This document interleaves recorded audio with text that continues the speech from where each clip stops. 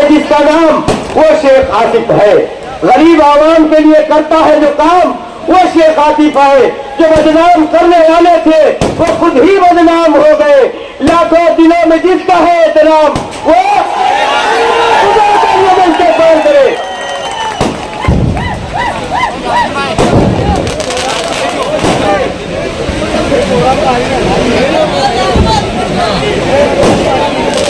आज के जलसे आम के सदर मोहतरम अब्दुल खालिक शेख कपड़े वाला साहब, मंच पे तशरीफ फरमा अंसारी मोहम्मद उमैर साहब, अजीज नाकेदार साहब और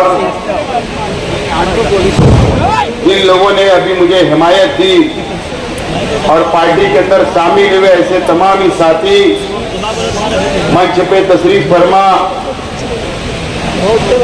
पार्टी के तमाम ही जिम्मेदारान 1 2 4 5 और इस जलसेगाह के अंदर तशरीफ फरमा बुजुर्ग हजरात, नौजवान साथी और जहां तक मेरी आवाज जा रही है ऐसी मेरी माँ और बहनें, सबसे पहले मैं अंसारी उमैर साहब और उनके तमाम ही साथियों का,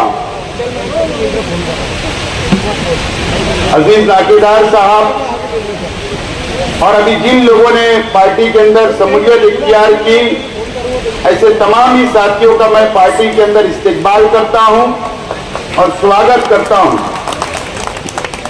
दोस्तों और साथियों, 20 तारीख को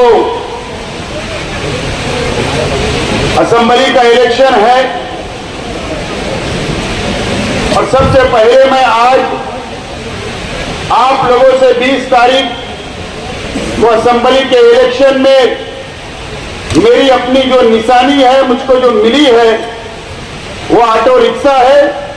3 नंबर के बटन पर बटन दबाकर मुझको वोट देकर भारी अक्सरियत से कामयाब करे, मैं सबसे पहले आप लोगों से अपील करता हूं।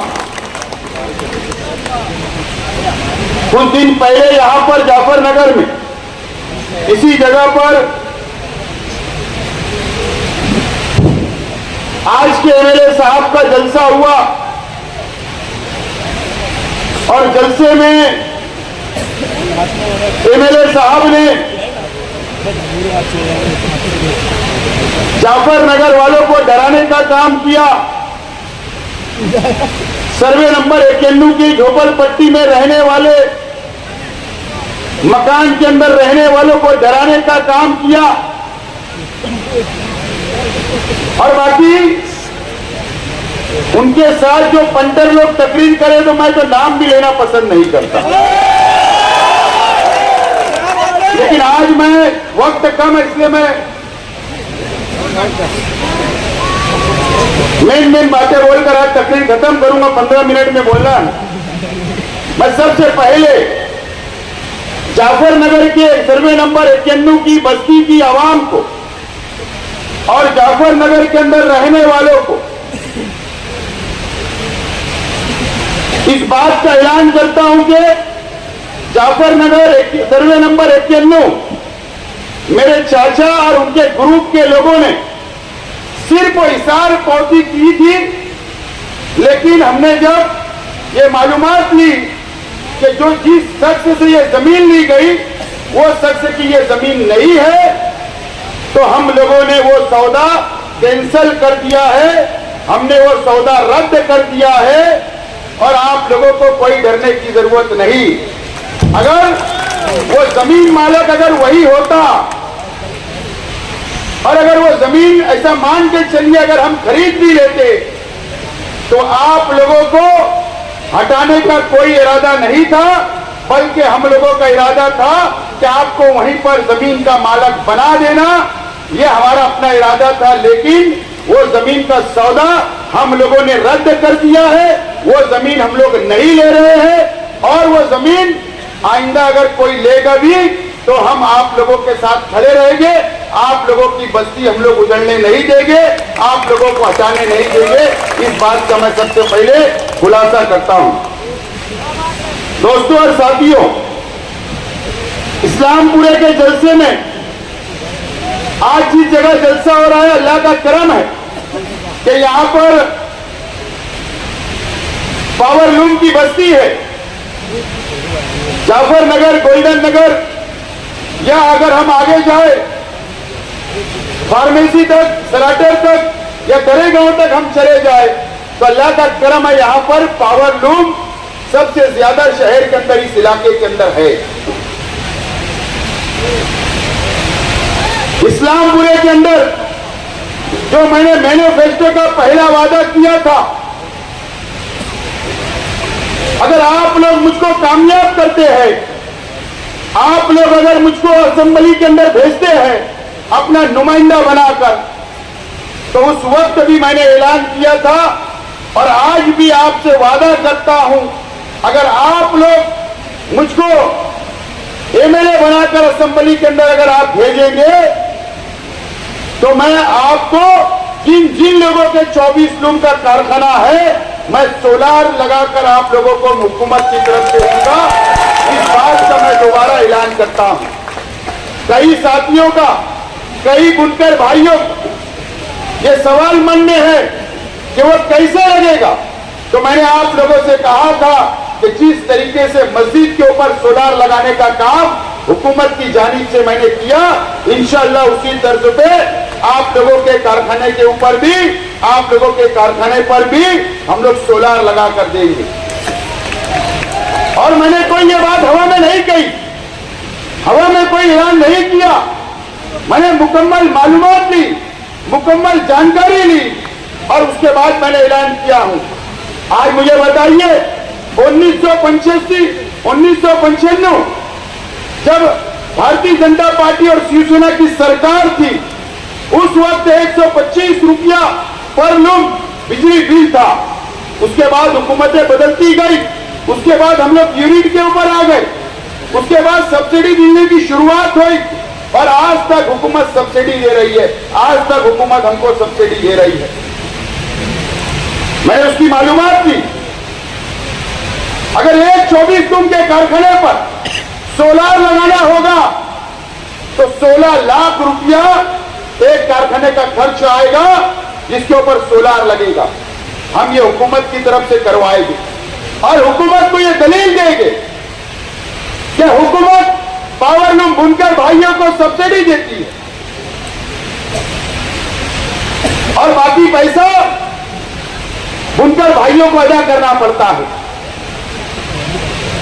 और जो बिल आती है वो 24,000, 25,000 रुपये आती है। हुकूमत को मैं दलील दूंगा, हुकूमत को मजबूर करूंगा कानून बनाने पर कि हुकूमत का भी फायदा है और बुनकर भाइयों का भी फायदा है। अगर हुकूमत 16 लाख रुपया देकर अगर 24 लूम कारखाने वालों को सोलार फिट करती है हुकूमत की तरफ से, तो हुकूमत का सब्सिडी का पैसा भी बचेगा और बुनकर भाइयों का भी पैसा बचेगा और हुकूमत को वन टाइम एक मरतबा ही सिर्फ सोलार का खर्च करना पड़ेगा और मेंटेनेंस भी हुकूमत बर्दाश्त करे। इस तरीके की कानून, इस तरीके की स्कीम बनाने का काम मैं वहां पर करूंगा। मैं आज शॉर्ट में बोल रहा हूं, मेरे पास बहुत डिटेल है, लेकिन मैं मुद्दे की बात आप लोगों को बोल रहा हूं। तो बुनकर भाइयों से मैं अपील करता हूं कि ये जो ऐलान मैंने किया, मुझे समझता है कि ये बहुत बड़ा ऐलान है और ये सिर्फ मालेगांव के लिए नहीं बल्कि पूरे महाराष्ट्र के बुनकर भाइयों के लिए होगा। और हुकूमत से लड़कर, हमारी बात मनवाकर, मजबूत दलील देकर हम बुनकर भाइयों का साथ दे सकते हैं, आपका फायदा कर सकते हैं, आपकी मदद कर सकते हैं। ये बात मैं आज आप लोगों से अपील करता हूं कि आप लोग मुझको अपना नुमाइंदा बनाकर असेंबली के अंदर भेजिए। इंशाअल्लाह मैं आप लोगों का पहला फाइल, पहला लेटर अगर मैं दूंगा तो आपके कारखाने पर सोलार लगे और आपको बिजली बिल से निजात मिले। ये काम करने का मैं काम करूंगा, आप लोगों से मैं वादा करता हूं। आज मैं, ये पावर लूम इलाका है, मैं आज मालेगांव शहर के वो साइजिंग मालिकान से भी एक अपील करने के लिए यहां पर खड़ा हुआ हूं। साइजिंग मालिकान इस बात को मानते हैं, साइजिंग मालिकान को इस बात का पता है कि जब एनजीटी का ऑर्डर आया तो साइजिंग सील हो गई, कारोबार बंद हो गया था। दिल्ली की कोर्ट के अंदर हमारा केस चला साइजिंग मालकान का, और कई कानूनी पेपर कोर्ट ने मांगा, एनजीटी कोर्ट ने, और वो पेपर बनाने का काम मैंने और हमारे साथियों ने किया था। और वो कैसे किया था, साइजिंग मालकान आप जानते हो। एनओसी कारपोरेशन से हम लोगों ने दिलाई आपको, उसके बाद से एक भी एनओसी आप लोगों को नहीं मिली। आज के एमएलए साहब ने भी लेटर दिया, कोशिश की, लेकिन एक भी एनओसी नहीं मिली। आपका एनओसी का पीरियड भी खत्म हो गया है। लेकिन नुमाइंदा आज के एमएलए साहब मुकम्मल तौर पर नाकाम हो गए। मैं आज आपके लिए वादा करता हूं कि आपको एनओसी दिलाने का काम तो मैं करूंगा, लेकिन आपको पता है कि हमारा ये शहर मिक्स जोन है, पावर लूम भी है, इंडस्ट्रियल जोन भी है, और हमारा घरगुती भी है, मकानात भी है। ये हमारे शहर के अंदर पावर लूम सनत भी है, और हम इसी शहर के अंदर रहते हैं। जहां जहां साइजिंगें चल रही है, वहां पर कानून के अंदर डेवलपमेंट प्लान या कानून के अंदर एमआईटीपी एक्ट के अंदर आज तक साइजिंग का उल्लेख नहीं है कानून के अंदर। आप लोगों को याद होगा, जब अजीत दादा पवार साहब के पास हमने मंत्रालय में मीटिंग लगाई, तो वहां पर मैंने ये मुतालबा रखा था कि साइजिंग को कानून के अंदर साइजिंग का उल्लेख किया जाए, तरमीम की जाए कि साइजिंग को परमिशन साइजिंग के नाम से मिलना चाहिए। यह हमारे रोजगार का मसला है, यह बहुत बड़ा मसला है। मैं साइजिंग मालकान से भी वादा करता हूं कि अगर आप लोगों ने आपका नुमाइंदा बनाकर असेंबली के अंदर भेजा तो इंशाअल्लाह